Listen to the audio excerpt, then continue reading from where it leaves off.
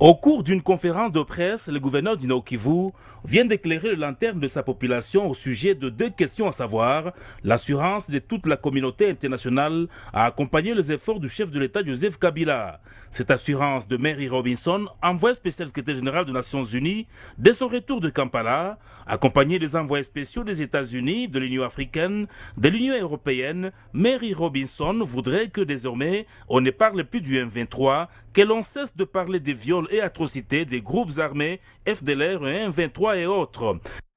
Je suis allé à Kinshasa, nous avons passé une journée à Kinshasa avec le président Kabila, avec le premier ministre, avec les autres autorités de la République démocratique du Congo.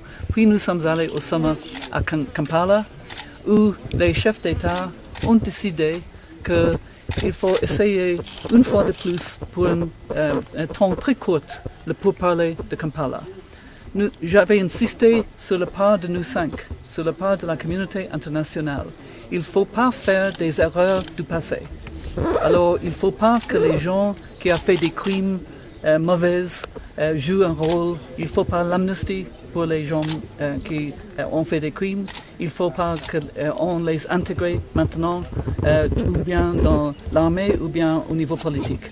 Et ça, c'est la position de nous cinq, sur la part de la communauté internationale. Elle a promis de matérialiser la volonté de la communauté internationale. Julien Paluku Kaonga est revenu sur les déclarations de Kampala. Par rapport aux attentes du peuple, qu'est-ce qu'on peut retenir de cette déclaration des chefs d'État? Primo, il n'y a pas d'affirmation d'un cessez-le-feu. Ça a été tiré au clair. Il n'y a pas de cessation des hostilités. C'est pour nous une grande réussite pour ce qui s'est passé à Kampala. Au cours d'une conférence de presse, le gouverneur du Nord-Kivu vient d'éclairer le lanterne de sa population au sujet de deux questions, à savoir l'assurance de toute la communauté internationale à accompagner les efforts du chef de l'État Joseph Kabila. Cette assurance de Mary Robinson, envoyée spécial secrétaire général des Nations Unies, dès son retour de Kampala, accompagnée des envoyés spéciaux des États-Unis, de l'Union africaine, de l'Union européenne, Mary Robinson voudrait que désormais on ne parle plus du M23, que l'on cesse de parler des viols et atrocités des groupes armés FDLR et M23 et autres. Je suis allé à Kinshasa, nous avons passé une journée à Kinshasa avec le président Kabila, avec le premier ministre, avec les autres autorités de la République démocratique du Congo. Puis nous sommes allés au sommet à Kampala où les chefs d'État ont décidé qu'il faut essayer une fois de plus pour un temps très court le pourparler de Kampala. J'avais insisté sur le part de nous cinq, sur le part de la communauté internationale. Il ne faut pas faire des erreurs du passé. Alors, il ne faut pas que les gens qui ont fait des crimes mauvais jouent un rôle. Il ne faut pas l'amnistie pour les gens qui ont fait des crimes.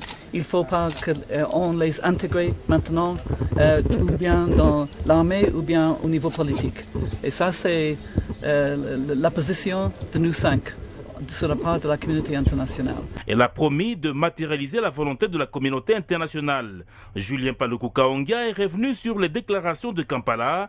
Par rapport aux attentes du peuple, qu'est-ce qu'on peut retenir de cette déclaration des chefs d'État? Primo, il n'y a pas d'affirmation d'un cessez-le-feu. Ça a été tiré au clair. Il n'y a pas de cessation des hostilités. C'est pour nous une grande réussite pour ce qui s'est passé à Kampala.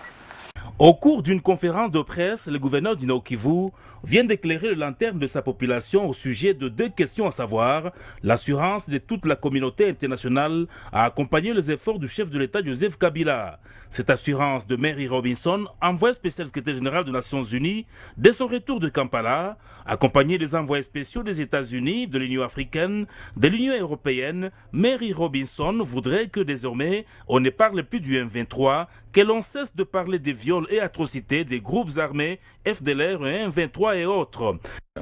Je suis allé à Kinshasa, nous avons passé une journée à Kinshasa avec le président Kabila, avec le premier ministre, avec les autres autorités de la République démocratique du Congo. Puis nous sommes allés au sommet à Kampala où les chefs d'État ont décidé qu'il faut essayer une fois de plus pour un temps très court le pourparler de Kampala. J'avais insisté sur le part de nous cinq, sur le part de la communauté internationale. Il ne faut pas faire des erreurs du passé. Alors il ne faut pas que les gens qui ont fait des crimes mauvais jouent un rôle. Il ne faut pas l'amnistie pour les gens qui ont fait des crimes. Il ne faut pas qu'on les intègre maintenant ou bien dans l'armée ou bien au niveau politique. Et ça c'est la position de nous 5. Sur la part de la communauté internationale. Elle a promis de matérialiser la volonté de la communauté internationale. Julien Paluku Kaonga est revenu sur les déclarations de Kampala. Par rapport aux attentes du peuple, qu'est-ce qu'on peut retenir de cette déclaration des chefs d'État? Primo, il n'y a pas d'affirmation d'un cessez-le-feu. Ça a été tiré au clair. Il n'y a pas de cessation des hostilités.